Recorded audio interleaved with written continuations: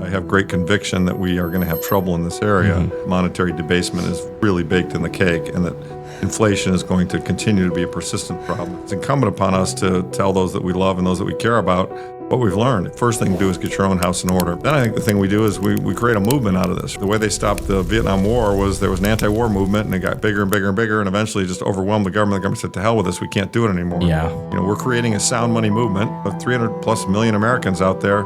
Let's sell millions of copies of this book so that we get more people aware of the problems, so they protect themselves. And more importantly, at some point in the future, I believe there will be politicians. There already are some, like Cynthia Lummis, who you know and is outstanding. Thomas Massey's another one. But there will be more and more politicians who understand the importance of this issue. And so we need people to vote for them. And the way we get people to vote for them is we educate them. And the book and these podcasts and all that, they're a form of education. So I think the most important thing that everybody can do is just kind of spread the word, you know.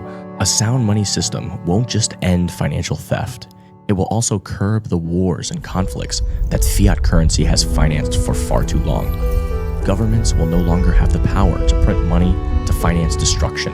What follows could be a time of peace, prosperity, and human progress. A new golden age marked by human flourishing and fairness. The road ahead may be uncertain, but with the right preparation, shared knowledge, and a united effort, we can weather the storm and shape a future that's brighter, fairer, and built to last. It starts with us, so let's get to work.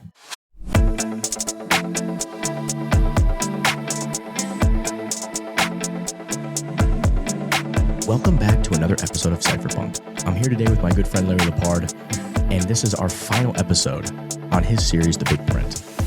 It almost makes me a little sad because I know we've had a lot of fun doing this, Matty. I'm going to miss it. Emotions have been high and low, and it's just been done. Yeah. So our very last episode will take us through your call to action. Maybe I'm going to ask you some questions, some common rebuttals or skepticism arguments, and then finally we'll close out with your conclusion of the big print and what your final conclusion is. Fantastic. So this section, the call to action, you basically say here that the recommendations in the investment implications chapter are not casual suggestions. Once you have taken inventory of your own situation, I believe that we all need to work to help others. Can you talk me through this a little bit, your call to action here? Yeah, sure. So as you guys know, and I think most people who follow me know, I have a strong view that this is going to happen. We don't know exactly the time frame. I could be wrong about that, but I do believe that monetary debasement is really baked in the cake, and that inflation is going to continue to be a persistent problem. It's going to continue to hurt the average citizen. And so I say, these suggestions aren't casual. I mean, I have great conviction that we are going to have trouble in this area. As we've also discussed, to solve this problem that I've laid out, we need to get to a better system, a newer system. We need to transition back to sound money. And so, I say call to action because I think, first thing to do is get your own house in order, make sure you have sound money assets so that if and when the inflation comes, I believe it will, you're protected and, you're not getting, your purchasing power is not getting blown up. Yeah. But I think the second thing is everybody knows other people. And in the number of people who know and understand this thesis about sound money, gold and Bitcoin is pretty low still, as we both agree. No doubt. And we all have family and friends and relatives and parents, and maybe in some places you're older have kids, and it's kind of like I think it's incumbent upon us to tell those that we love and those that we care about what we've learned. If you figure this out early and you understand what it is, you understand the risk. If you're not sharing it, you're not doing a favor to those who need to maybe hear it. And then I would say more importantly, in a broad societal context, we want to get to the other side, right? We want to get to a fixed world where we're back on sound money. And the way we're going to get there is to get more people to adopt sound money sooner. Yeah. And so, I think the most important thing, once you got your own house in order, then you tell your friends, hey, get your house in order so you're protected. Then I think the thing we do is we create a movement out of this, right? And, the way they stopped the Vietnam War was there was an anti-war movement, and it got bigger and bigger and bigger, and eventually just overwhelmed the government. The government said, to hell with this, we can't do it anymore. Yeah. And I think, we've got we're creating a sound money movement. Trump being elected is a positive step in that direction. More and more people are going to these conferences. More and more people are listening to this content. More and more people know about, inflation. That's why I wrote the book. I mean, 300 plus million Americans out there. Let's sell millions of copies of this book so that we get more people aware of the problems, so they protect themselves. And more importantly, at some point in the future, I believe there will be politicians. There already are some, like Cynthia Lummis, who you know and is outstanding. Thomas Massey's another one. But there will be more and more politicians who understand the importance of this issue. And so we need people to vote for them. And the way we get people to vote for them is we educate them. And the book and these podcasts and all that, they're a form of education. So I think the most important thing that everybody can do is just kind of spread the word. You know, I think I used an example in the book where I said, in the early days of America when it was founded, a third of the people were loyalists, a third of the people were patriots and wanted to break with Britain, a third of people didn't care. They were just, farming and living their lives. And it took kind of a concerted effort. There was a pamphlet called Common Sense by Thomas Paine. Yeah, this incredible section. Yeah, and a lot of people read it and were like, you know what, this is wrong. We got to form our own country, and so they did. And that's what's going on here. This is a fourth turning like that revolution, and we got to fix this money. And so the way we fix it is we get everybody to understand we got to fix it, and then we'll fix it. Yeah. So that's the call to action. Yeah. No, I think it's important to point out that this is like the rule of fiat monies historically. Like, this is not the exception. Like, we're not the exception. Oh, to the rule. No. This happened lots of times. It's not like we want this. We want the government to keep printing money. Like, we don't want this. Like, this is just inevitable. Inflation, hyperinflation is terrible for people. Absolutely, it's not something that we want. It's just this is historically what has happened almost every single time this experiment has been tried. It's a mathematical trend. It's a mathematical trend. It's just mathematical truth. I mean, I just don't see a way around it. I just, and that's why many of us are Bitcoiners, right? Like we see, the writing on the wall, and this is just historically what has happened. And you keep watching the printing and printing and printing, and the government just keeps printing. And, I don't think there's a way to solve that problem, right? Yeah. There are different ways this could play out. How long can they keep the game going? And, gentlemen can disagree or agree on that. And they're going to try like hell to kick the can. They've kicked it pretty successfully so far, but it's getting harder. The can's getting bigger. Yeah, no doubt. Here you wrote, educating as many people as possible is our most important task. This is why I do what I do. This is why I wrote this book. My hope is that my message goes viral. Change begins with knowledge. As Lew Rockwell poignantly said in 2008, there is only one force that can put an end to the successes of the state, and that is an economically and morally informed public. Otherwise, the state can continue to spread its malicious and destructive policies. The road ahead may be uncertain, but with the right preparation, shared knowledge, and a united effort, we can weather the storm and shape a future that's brighter, fairer, and built to last. It starts with us, so let's get to work. I love that. So this brings us to our objections and rebuttals section of the book, and I'm gonna play the objector here. So please do. Larry, we're going to do a little Steelman. This is going to be our Steelman section, which I think every good book should have this. If it's making a case for something, you should have the Steelmans up there. And I'm sure our listeners, if our listeners have any other Steelmans, right, they can comment about it when we release these episodes. Absolutely. We'd love to try and address it. Try to address it, right? So I'll give you the first argument here. Larry, you're just talking your book, man. Having gold and Bitcoin as the currency would be unfair. Why are you doing this? Yeah, and it's a fair concern, and let's be brutally honest about it. There's no doubt that I will benefit if gold and Bitcoin become sound money. I think they are sound money naturally. I think they're going to become sound money. So I'm really not, I'm just aligning myself with historical trends. And I understand people who have that concern. I mean, talking your book is generally speaking a derogatory Wall Street term that means I'm talking up an investment, often in anticipation of selling it to some dumb sucker who buys it.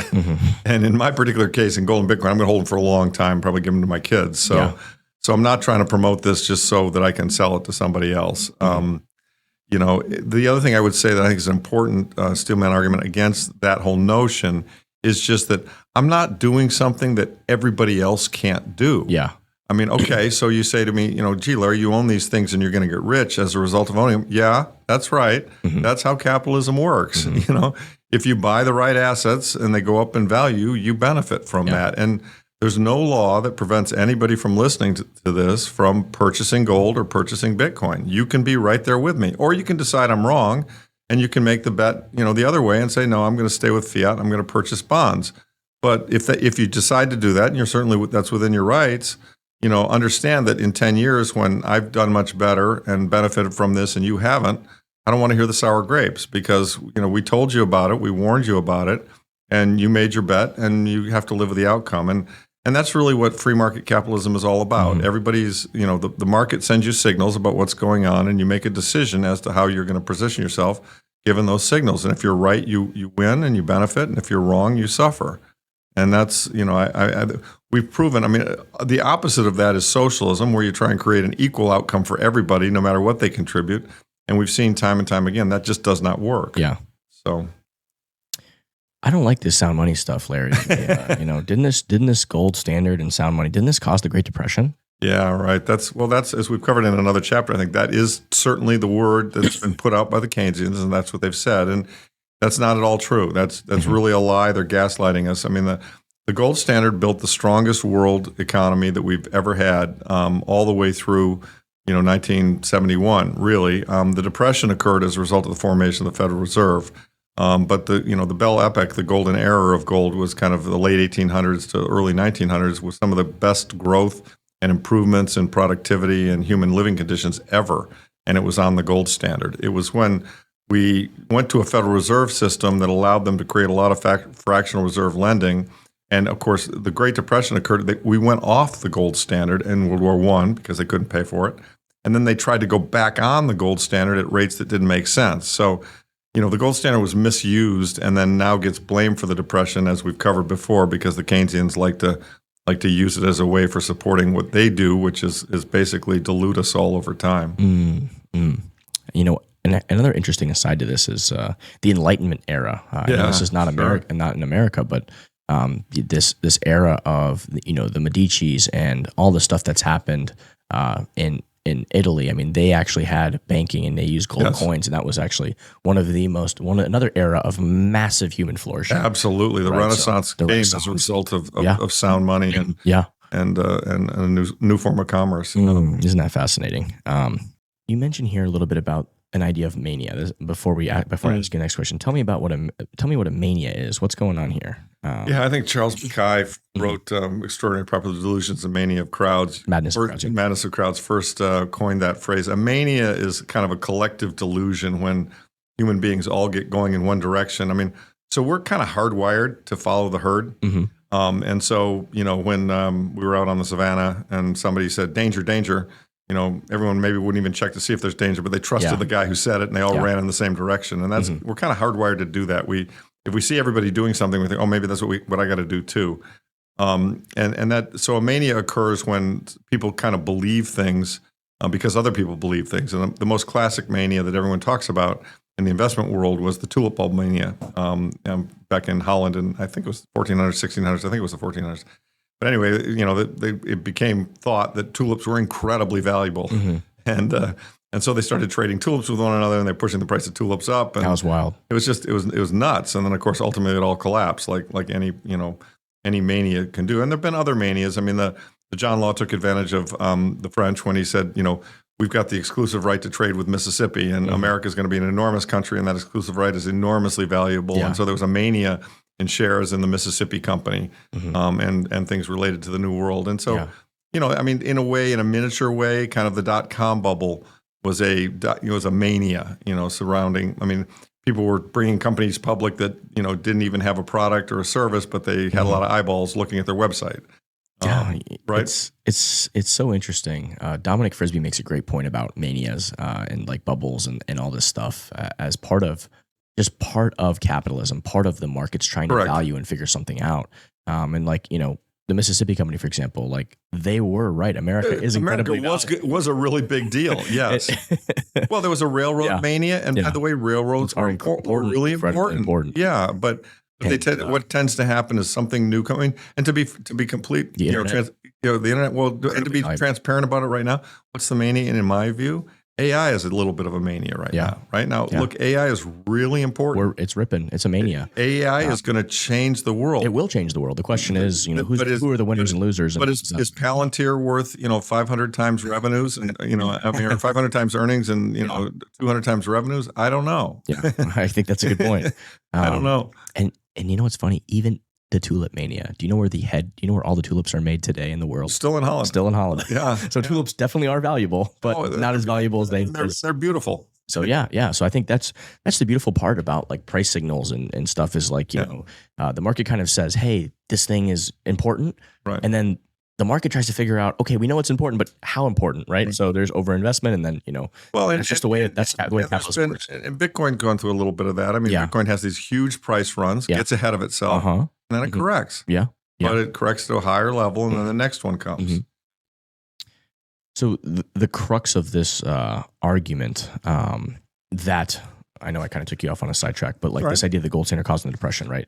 The argument they always say is deflation always leads to depression, right? Like that's another Keynesian myth that we've been told, and it's as simple as realizing that they need to say that to justify their system. And that if you actually critically examine the historical evidence and I've got a number of scholars and books in here that I've cited. It's not just me saying it. I mean, there are people who've studied this very carefully, and they come to the conclusion that no, that's not true. There are plenty of periods that were deflationary, and there was no depression whatsoever. The one case where we had deflation and a depression was the Great Depression, which was driven by the Federal Reserve's bad policies. So here you've got Atkinson and Kehoe. They've got they did a good study on this. They reviewed the historical record for a panel of 17 nations over 100 years. They found that deflation, falling prices, was not linked to depression outside of one extraordinary episode, the Great Depression. For the overall data set, nearly 90% of the episodes with deflation did not have a depression. Meanwhile, 21 of 29 depressions occurred without deflation. They summarized the pattern as follows. A broad historical look finds many more periods of deflation with reasonable growth than depression, and more periods of depression with inflation and many more periods of depression with inflation rather than deflation. Overall, the data shows no link between deflation and depression. Isn't that amazing? And yet they've defined it, the Keynesians have defined it the other way. Wow. And nobody's questioning them on it. It's like, come on, guys. So obviously the next conclusion is, Bitcoin is deflationary. It suppresses economic health, which obviously is just Keynesian brainwashing. It's just the brainwashing. Yeah. I mean, deflation is the natural condition of a functioning economy, and it's how we all get better lifestyles. Well, I've got another question for you, Mr. Larry. Sure. I don't like this Bitcoin stuff. It's super volatile. How the hell can this be money? Yeah, well, that's a fair criticism. I mean, it is volatile. We all know that, and there are those who say it can't be money. And right now, to be frank, it's not really functioning as medium of exchange money, as we all know. I mean, very few of us are buying our coffee with Bitcoin using the Lightning Network, although that's growing. My sense is the way I like to talk about the volatility is I like to say that we're trying to put the fiat ocean into a swimming pool, and as you do that, there are going to be really big volatile waves of ocean surging in, ocean surging out, and so it makes it tough. It really is a store of value investment asset right now. It will become money. That important points to make. There's evidence that volatility is trending downward over time. As it gets more broadly accepted, more broadly distributed, it will become less volatile. And ultimately, it won't be volatile at all in the sense that it is the money and there's really nothing else. It's volatile in fiat terms, remember, too. And fiat, the dollar, is kind of, in my view, in the process of failing. So have you ever seen the graph? If you look at Weimar, if you look at a forex graph, like a foreign exchange graph, and if you actually flip instead of like USD BTC, if you do BTC, no, if you flip it to USD BTC, I think, like you graph it inversely, you'll see that the dollar has actually lost 99.9% of its value relative to Bitcoin. That's wild. And then like you realize, same with gold too. Like, it's like falling off a cliff. It's just like 98.5% or something crazy. But Bitcoin is like 99.9%. So it just looks like this thing, and this just like hits the trend line. It's just boom. And the crazy thing is like that's gonna continue to just it's gonna be 99.99% like in the next 5 to 10 years. And this is really driven solely off of the fundamentals, right? I mean, you've got one currency that can just be printed, with a mouse click money essentially, and another that just, follows the hard laws of math, physics, and cryptography. It really is just striking. That's right. This takes us to another argument that many FUDsters Bitcoin consumes too much energy. Like this is like destroying our planet. It's melting our icebergs, and it's just destroying everything. I mean, we're like the year in 20 years because of Bitcoin, the world is going to end. I mean, the oceans are going to rise. Your houses are going to be underwater. How can you support this? I remember in some of the early Bitcoin criticism articles, they were talking about how that consumes more energy than small countries, and I mean, there's some very small countries it does, but and how it was going to ultimately consume all the energy in the world, and of course that's not true, and that hasn't happened. First of all, there's a nice chart in the book which shows the amount of energy Bitcoin consumes and compares it to the amount that we spend mining gold, or the amount that we even spend running the banking system. So, you're not going to have a secure monetary system without some energy being spent. I mean, that's proof of work. You have to, Bitcoin is energy money in the sense it's tied to, the energy required to secure the ledger. So it's never going to be free. In fact, you wouldn't want it to be free by definition. The question is it worth the energy that we're spending on it? And it's still quite a very small percentage of total world energy. Yeah. And probably more importantly, and as a miner, you know this, and this is really what's beautiful about it, is that two things about the kind of energy it consumes that are really exciting. One, it frees up stranded energy. Because we now have Starlink and you can mine Bitcoin more or less anywhere on the planet. Anywhere. You might have a waterfall or a fast-running river or, flare gas in the middle of nowhere that would have no value to anybody because it's too far away from where the energy is needed. Well, you can buy a Bitcoin mining operation, put it right there, use that source of energy to turn the turbine, generate electricity, and that electricity mines Bitcoin, and you've got a revenue source. So, have you seen some of the stuff that's happening? I think it was Dirty Coin did a documentary, the Dirty Coin documentary maybe. I haven't seen that documentary. I don't know what it's called, but just incredible story about how not only is what you're describing happening, but also there's like all these remote villages and in places in Africa specifically, they don't have access to energy. And, if you look at data and charts, you'll see that the best predictor of human flourishing is like how much energy they're using as it goes up. It's extremely correlated. Yes. And obviously I personally believe there's major causality there because now you can, take care of your basic needs and necessities and you can focus on, innovations and other things and have a comfortable life. But what they found was that, there would be no economic incentive whatsoever for, an entrepreneur or anybody to build a hydro dam in the middle of, next to a small, poor, destitute village of people, because they just couldn't ROI it, right? Those people would use some energy, but they wouldn't use anywhere near enough. They don't have enough income. They don't have enough income. They don't have, it wouldn't make sense at all, right? But now what's happening is essentially Bitcoin miners are coming in and say, no, build that hydro dam for that village. And you know what? We'll use 90% of the energy 100% of the time. And if there's ever a time when the villagers need to use a little bit more, we'll turn our machines down a little bit. But then now you can ROI your green energy project. Yes, exactly. And people don't understand that. Jack Dorsey and others have done that. Yeah, you're bringing energy to places where it wouldn't exist. You're making those lives better. Exactly. Not only that, now those entrepreneurs can build more. They can build more green energy, right? So it just really changes the economic game. Whereas even with green deployments, most of these utility companies or just in general, it's very expensive to build green because when you're selling energy to people, they're working all day, they're not at home, they come home at night and everybody kind of uses it at the same time. Everybody puts a hot shower, runs the laundry, does the dishes, have a nice dinner, turn on all the lights. There's these spikes. So it's erratic usage. And then the rest of the day, they're not using it. That was the next point I was going to make. And as a miner, you obviously know this, but it's just so interesting and fascinating to me is that one of the problems that the energy world has is that they have peak demand and slack demand. Correct. Correct. And so they, to build for peak, you end up having times when all the peak doesn't get used. And so you got a lot of cheap energy that would be useless if you didn't have an alternative for it. Yeah. And the miners, I know the firm I'm involved with, we're invested in a miner out in West Texas that's, using flare gas and they've got an incredibly low cost for their energy input. But there are times in Texas when, as we all know, the power grid requires a lot of energy immediately, and this miner can say, okay, fine, you need more power grid. I'll just press a button. We'll shut this down. Yeah. You can have mine, pay me a kickback on some of that that I because I'm contributing to the grid.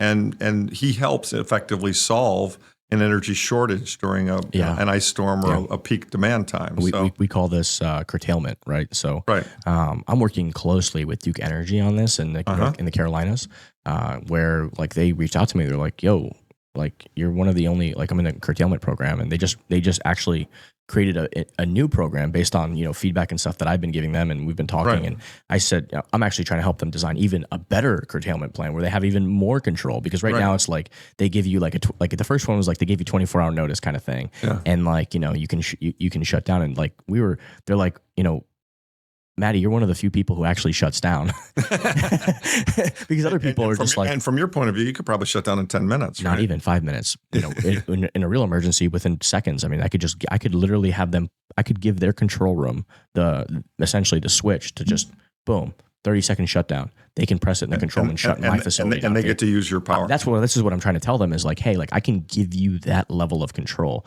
So your operators know in real time, oh shit, a hospital just went down. They don't have energy. You can literally just press a button, shut me down, and redirect that 2 megawatts of energy to the hospital, right? To however many. Fantastic. Yeah, I mean, it's really unbelievable. I'm trying to like communicate. I've been telling them that, but like now they're finally starting to like get it. So what you're describing here is a win-win for everybody. Oh, no doubt. No doubt about it. Making the world a better thing. So again, all these people are saying, Bitcoin consumes too much energy. No, Bitcoin actually makes the energy grid more resilient, no doubt, and more flexible, and that's a good thing. It's unbelievable, right? Yeah. And I actually just did a presentation for Duke is finally starting to like really get it. So they're like, Maddie, you want to come do a presentation for like 50 people? And there you go. So like I just did a big Zoom call with like 50 people, like explaining why, we can do what we can do and why it's important. So the message in education is really getting out there, right? So they're really understanding. But yeah, like so the new curtailment program is kind of like you get less of a notice, but it happens a little bit more often. So like it's people don't realize is that like mining is the only industry that can probably respond to this need.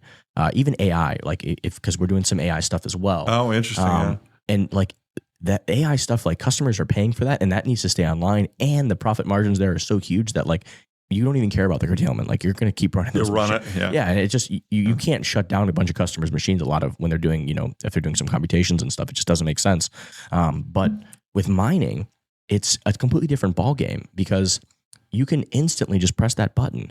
And most people that are in the curtailment program too are like, if you're not talking about AI, you're talking about like factories that are using, like these are people that like, what are you going to do? Like you get a 30-minute notice. Are you just going to like shut down the whole factory and send 100 workers home for the day? That's a problem. No, you're probably just going to say, fuck, we can't do it. We're not going to do it. Right. And then every once in a while, the people that are in the factories that are in the curtailment program, it'll be like, oh, there's a curtailment on a Saturday. They'll be like, okay, we can shut down for that.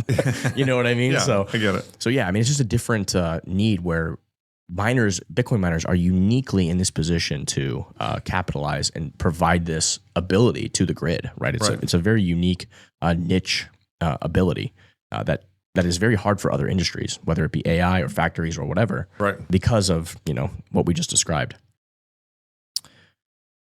One other thing to comment on here that you have in this section that I thought was important was this idea of flare gas.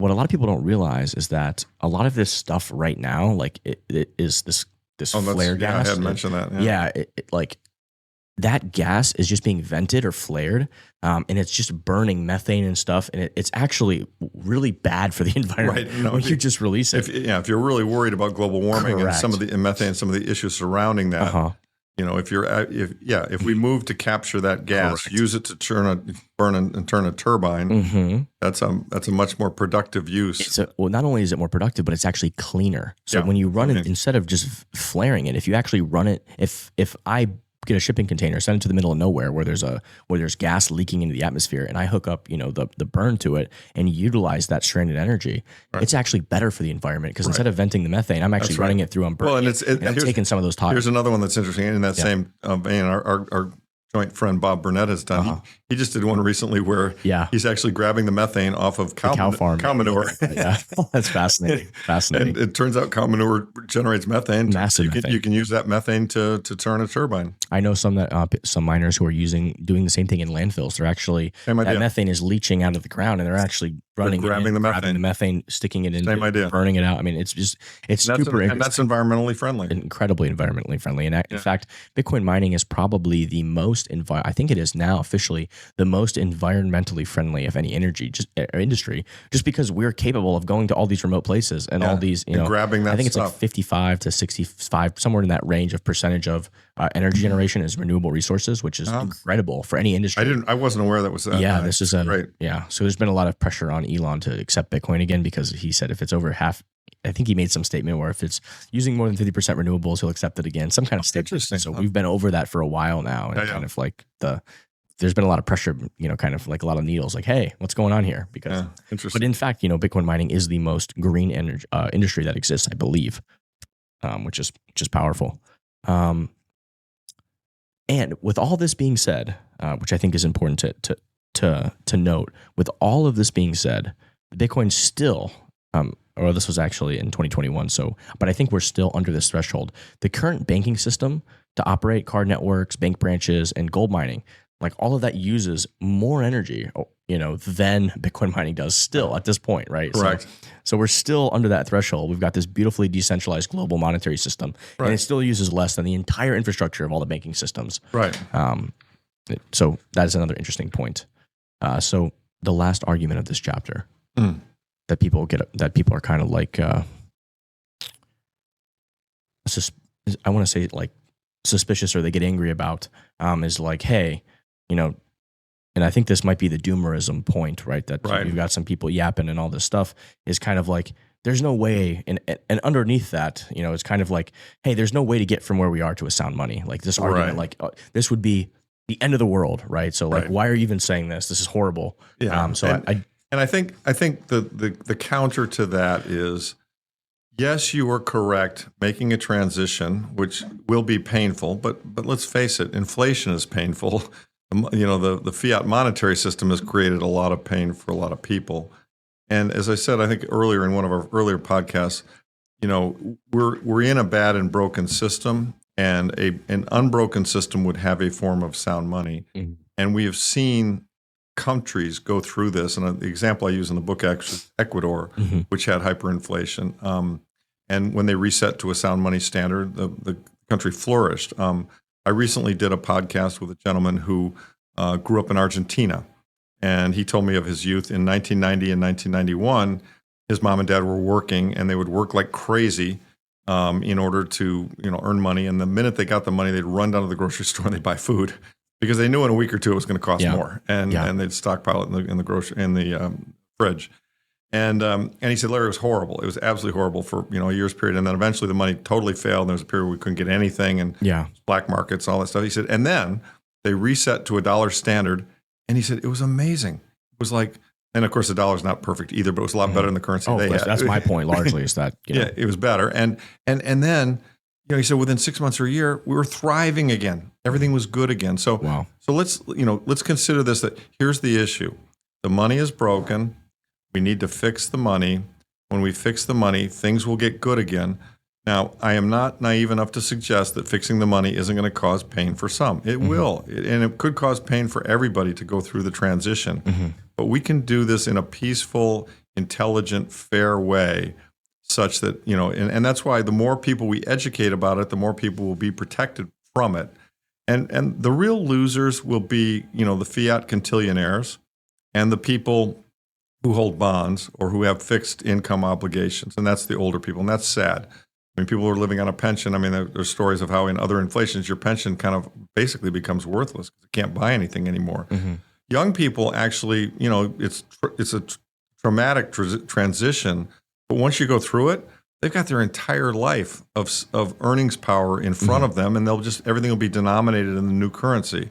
If you look at the average person who doesn't have a ton of assets and doesn't have a ton of liabilities, there'll be a brief period of pain, and then they'll be getting paid in the new currency, and things will be good again. So, it's the financial actors who will suffer the most pain. Yeah. And frankly, it's the financial actors have gotten the most undue gains in the past 10 or 20 years.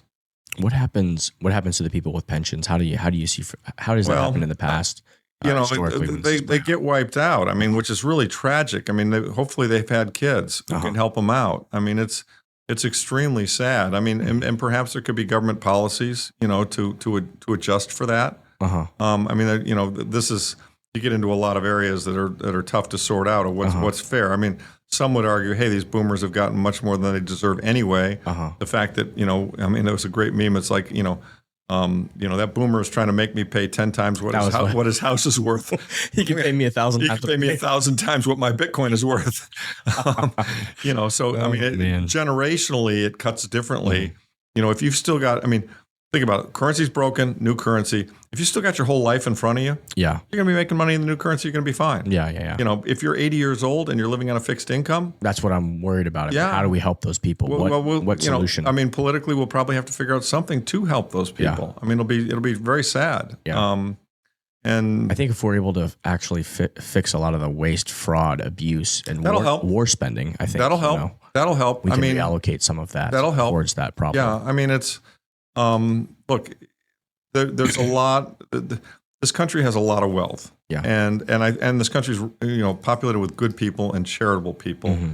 And I don't think that this country is going to let grandma and grandpa starve. Mm-hmm. I think there are going to be ways. If to the degree that the transition hurts a certain class of people, I suspect a combination of sons and daughters, society at large, and the government are going to step up to make sure that those people don't suffer unduly. But I think you're right. But it's look, it is sad in the way that it's going to change for some people. This takes us to our final chapter, which is the conclusion of your book. I'll open it up. The monetary system we currently have is broken, which is kind of what we've been talking about. While this book has condemned those who blatantly benefit from this sophisticated form of monetary theft, I also realize that some of them are fundamentally good people who are just blind to the consequences of their actions. Not everyone living in a fiat standard is malicious. Assigning blame is less important than seeking solutions. Humanity will gravitate toward better solutions, which is true. I think that's right. And as I said in the chapter there, I've condemned some of those who have really benefited from the fiat system. A lot of them they don't know what they're doing. They're just playing the game. You could be an honest banker theoretically. But I think that once they realize that the system's broken and how to fix it, there are some people who I do think are malicious. I think the Federal Reserve and the government are really a cabal that have collectively gotten together to benefit themselves at the expense of the rest of us. Yeah, you can wrap the media up into that too. That's right. Yeah, let's add them. And so there is a class of elites that frankly they're thinking wrong, and some of them may not even know it, but hopefully once they become educated about it, they'll change their thinking. We've got to fix that. The good news is that as we like to say in the Bitcoin world, nature is healing. We're all kind of figuring it out. We're all moving towards this sound money form, and as we do, these systems, these broken systems, are just going to kind of collapse. And nobody really thinks about the Soviet Union as it used to be. It just kind of disappeared. And I think that's what's going to happen to fiat currency. It's going to kind of just disappear now. Which isn't to say that, as we talked about earlier, that there won't be some pains in the transition. Well, that day may be far off. Our progress is inevitable. And then you said, Bitcoin accomplishes this. Imagine a future where my great-grandchildren, perhaps even grandchildren, will look back in disbelief. I can't believe you folks lived under a system where 12 unelected Federal Reserve Board governors set the price of money. Right. That's honestly like when you it's like stepping outside the matrix. When you really think about it, it's like, this is ridiculous. Yeah. And that's how I look at it. Yeah, everyone believes in free markets. Everyone believes in supply and demand. No one believes in price fixing. Yeah. Everyone knows price fixing doesn't work. Okay, great. So why are we price fixing the interest rate? I agree. Right? It's kind of like, duh. Duh. It reminds me of when, like I told that story earlier on when Marco Polo, he couldn't believe, couldn't believe that people they're trading bark. This guy, he's basically said Genghis Khan is a god. He's convinced people to use the bark of trees as money. He's genius. Yeah, so people will look back and think the same thing. George Washington died. I think they were bloodletting him at the time because the best doctors thought that was the thing to do to cure the problems that he had. We still believe collectively that a Federal Reserve is necessary. And I think, what we're going to see is that that's not true. I think that's a pretty profound thesis, and I really enjoyed reading your book, and I think we've done a great series here.